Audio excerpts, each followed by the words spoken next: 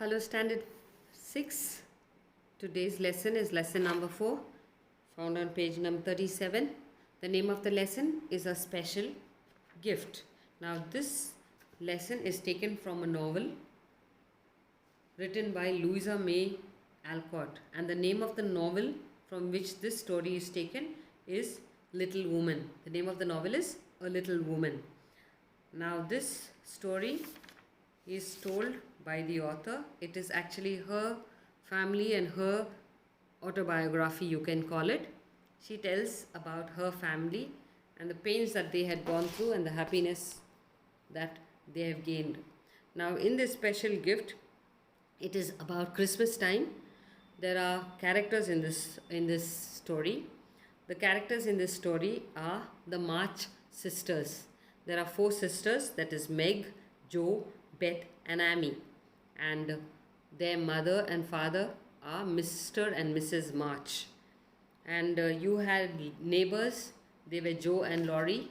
The other guests were Lawrence, that is Laurie's grandfather. Another guest was Mr. Brooke, that is Laurie's teacher. And you'll find Hannah the cook.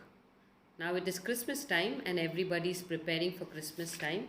Here you find that this family was a very rich family earlier, but due to some misfortune, they lost all their property and all the wealth. So their father, Mr. March, had to go and work in the army as an army chaplain. And they tell us that it was very long time since the father did not return home at all. But the family had to go through so many mishaps in life. But in spite of that, because it was Christmas season, they decided that they would try to find a little joy during the Thanksgiving. Thanksgiving is a time when a day before Christmas, where everybody gathers together, families gather together and have dinner, and that's called Thanksgiving. Now the family is gathered together, and there you'll find the neighbors like Joe and Laurie. Both of them are also excited. You can find them all moving around, running around, making arrangements for things. And you could hear the laughing sound. You could see the snowman or the snow maiden being built. It is built out of snow. It was built in front of their home. And they tell us that Beth was a girl who was suffering from scarlet fever. Scarlet fever is a fever which affects the throat, and it usually occurs for children from 5 to 15 years of age. Now this girl, Beth, one of the daughters, was kind of a sickly, thin little girl, and you had other children, and everybody were gathered at the Christmas tree where the gifts are kept, and you'd find that each of them were opening their gifts. Now before opening their gifts, Mrs. March had received a letter from Mr. March saying that he will come home for Christmas.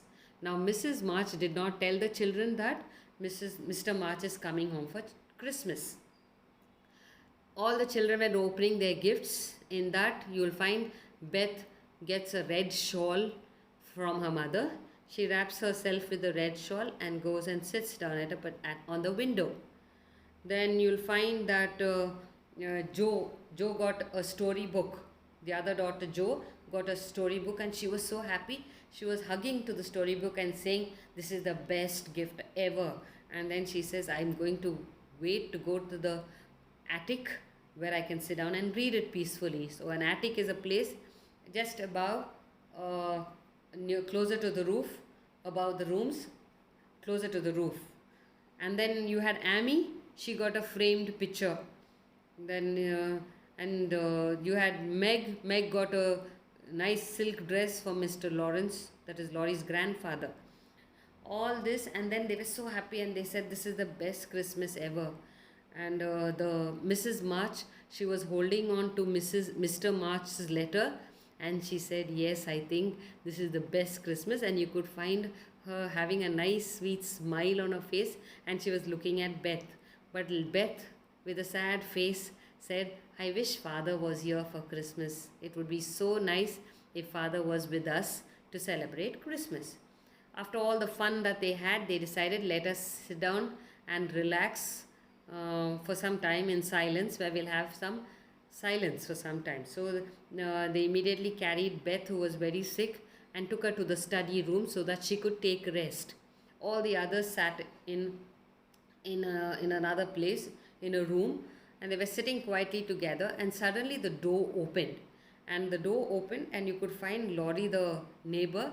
He peeped into this March's house, into this family, and you could see his face fully excited, and you could find that his voice also was sounding loud. And he opened and he said, "Here's another surprise gift for you all," he said. And when the door opened, what did they see?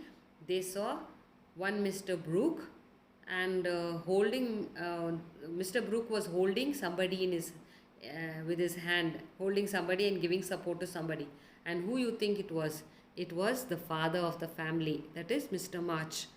As soon as the family saw Mr. March entering, that is their father, they were so excited that everybody, that is Mrs. March and the three children, there were four children, but three children ran and hugged their father. And they were so happy. They were hugging and kissing him. And there was so much of happiness that one of the girls actually happened to fall over the stool, and she didn't even get up. She caught hold of her dad's leg and started crying in happiness. Suddenly, Mrs. March said, "Don't forget Beth, Beth." Beth is in the study hall, in the study room. Before Mrs. March could go and call Beth, Beth heard the voice of her father. In spite of being weak, she got up, and in shaky legs, she threw her shawl and came crying and running to her father and hugged her father. They were so happy. This was the special gift they got for Christmas. So, in spite of getting books and frames and shawls and dresses, the best gift that they got was their father for Christmas. So, that is what they called as a special gift. Then all of them sat down, and they were happy to see their father.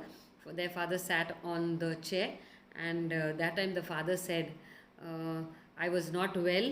He was in the army, so he was wounded. But then the doctor came and told him, "You are fine now, you can go to your family." Immediately, Mr. Brooke made all the arrangements for Mr. March's travel. So, Mr. March said, "I would like to thank Mr. Brooke. If Mr. Brooke was not there, I couldn't have reached my family." And then they all sat together, and they had this Hannah, the cook. She made nice, delicious dishes like pies and plum pudding. And they said it melted in the mouth, means it was so soft and tasty.